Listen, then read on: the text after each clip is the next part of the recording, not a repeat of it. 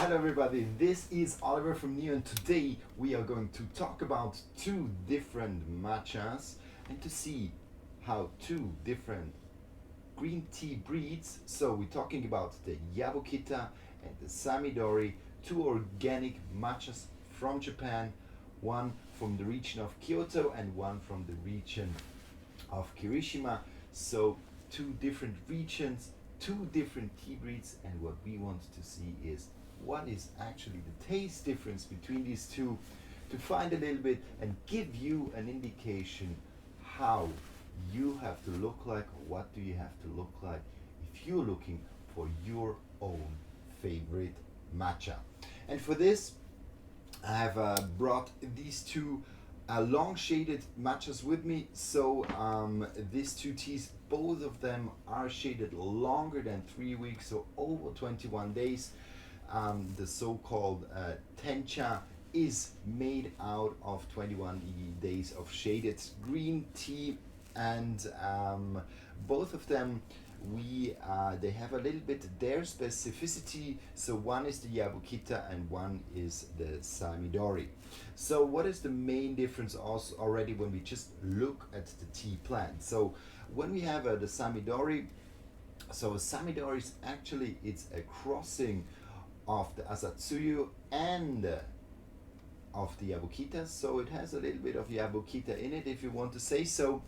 And what is the difference between these two then is the Saemidori grows a little bit faster than the Yabukita. So we say normally about 7 to 10 days earlier is the harvest of the Saemidori.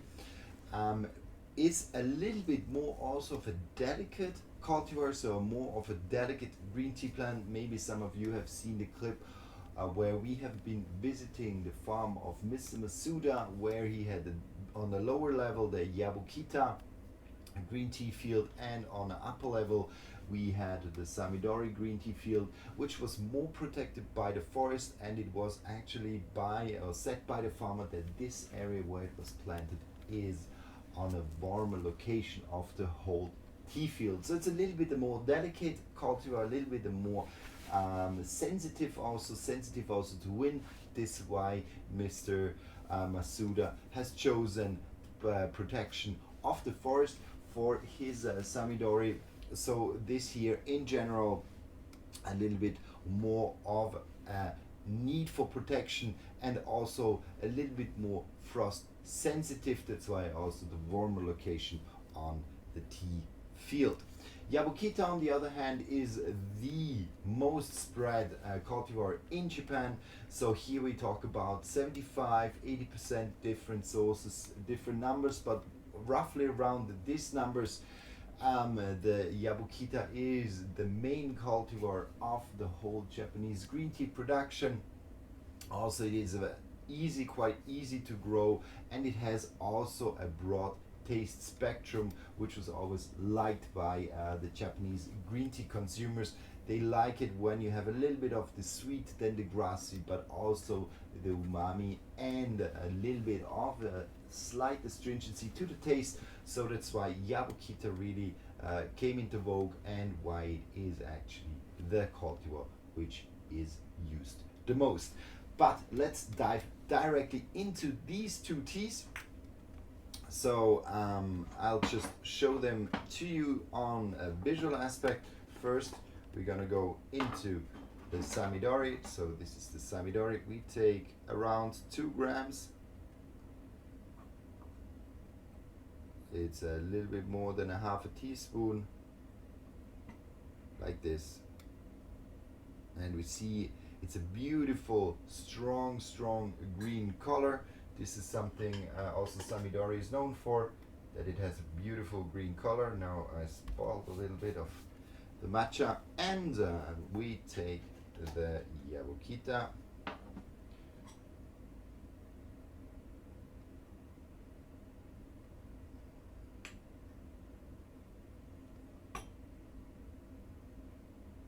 A little bit more. Et voila.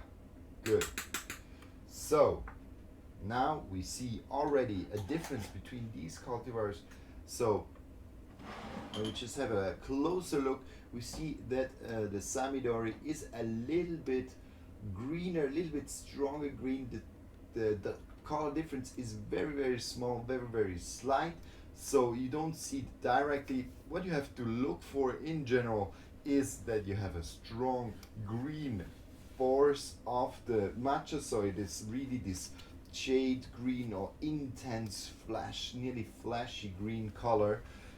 Maybe I can show it to you a little bit closer to the camera. So this is the Yabukita and this is the Saemidori. So you see there's a slight color difference, but always look for this strong green color, which is quite important for a good quality matcha, assuring that you have a lot of amino acids, a lot of chlorophyll, and in general a lot of also theanine. Green tea, the one of the richest blends of theanine, which you can consume theanine with properties to relax a little bit against stress, helping you to focus stronger together with the caffeine. So this is what you have to look for when you really want to go for a good quality and a good quality experience also of the green tea. So what we're gonna do now is that we go into the preparation of the matcha. As always, take a sifter to sift your matcha through. It can form, even if it's only open for some hours, it can form some crumbs. So try to avoid these just by passing the matcha through a sifter.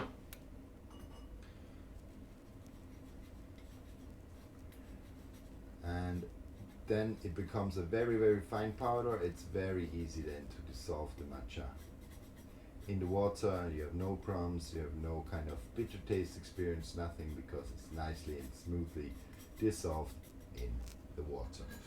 We do this for both of them, so also the Yabukita.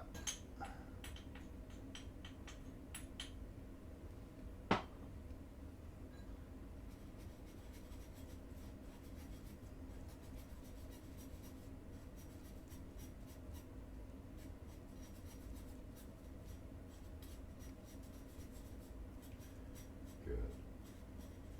And this is done. Perfect.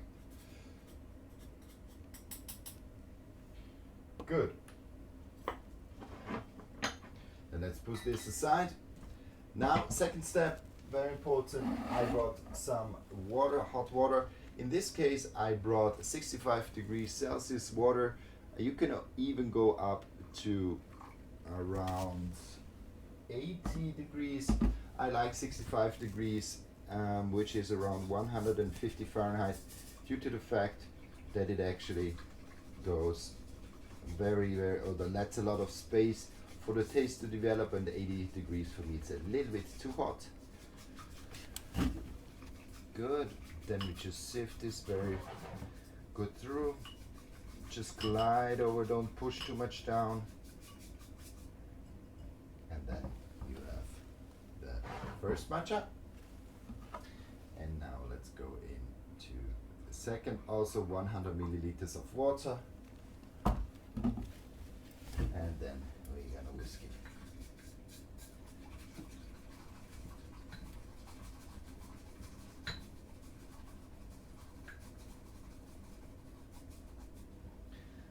So that's the same size of this one.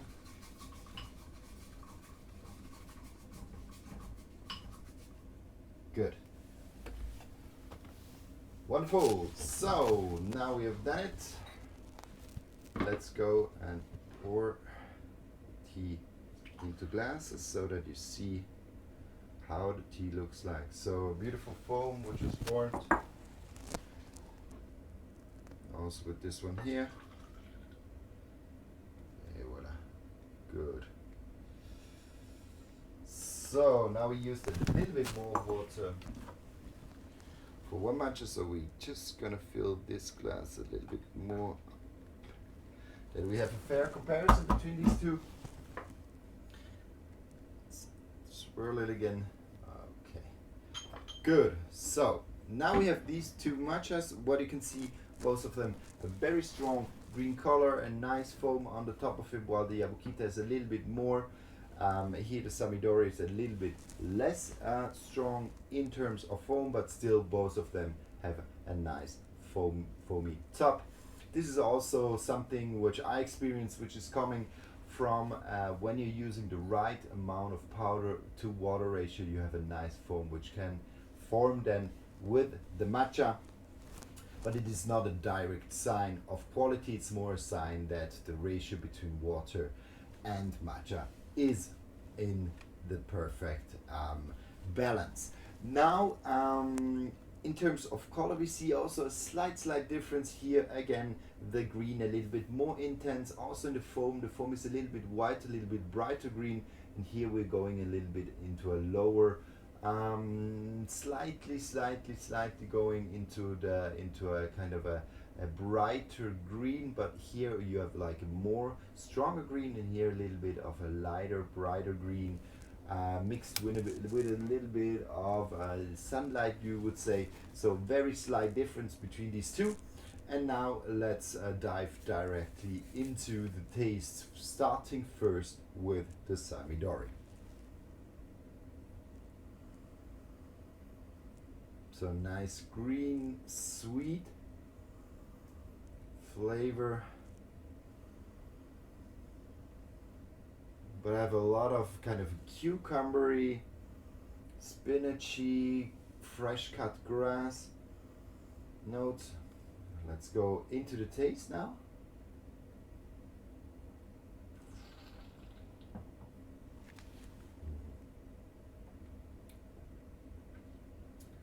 So it's a very sweet, very delicate cultivar.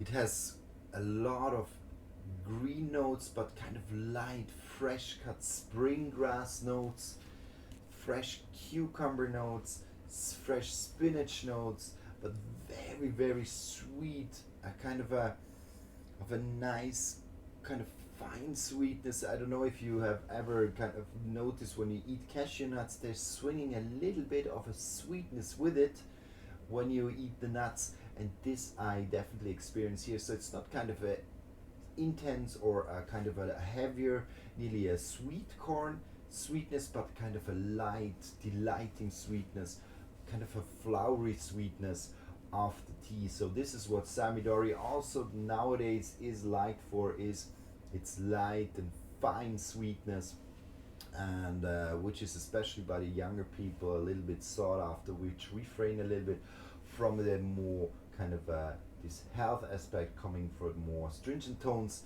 So this tea here definitely very sweet, soft, smooth, and there's no bitterness at all in this matcha. Good. Now going to the Yabukita, already on the nose. We have a little bit more of a malty, a little bit more, also a little bit more of a nutty flavor coming through. There is also a green note, but it's much lower. It's kind of a late summer grass note. It's a little bit of a heavier flavor. So let's try.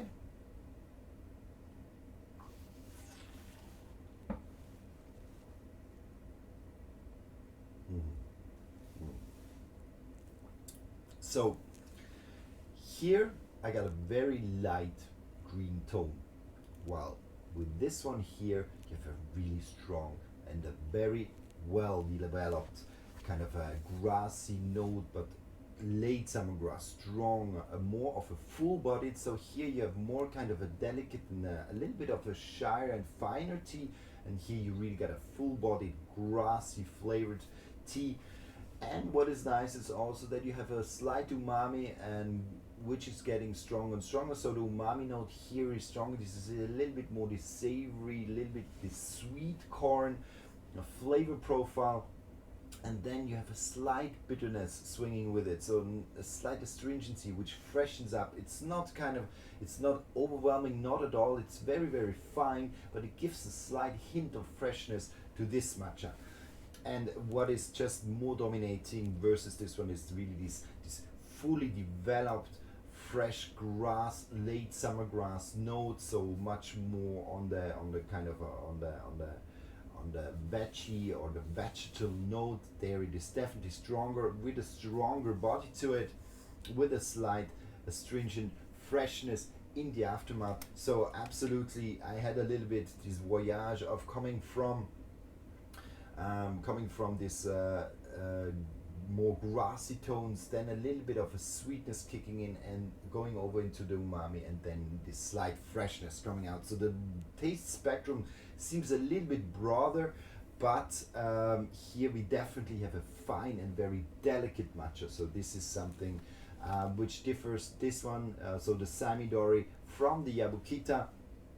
Definitely on the Saemidori we have a lighter, finer and more delicate sweetness, fresh cut grass, fresh spinachy note, while here with the Yabukita we really get a round, full-bodied, grassy, late summer grass tones mixed then with sweetness and mixed with also more umami accompanied, and the end with a slight astringency.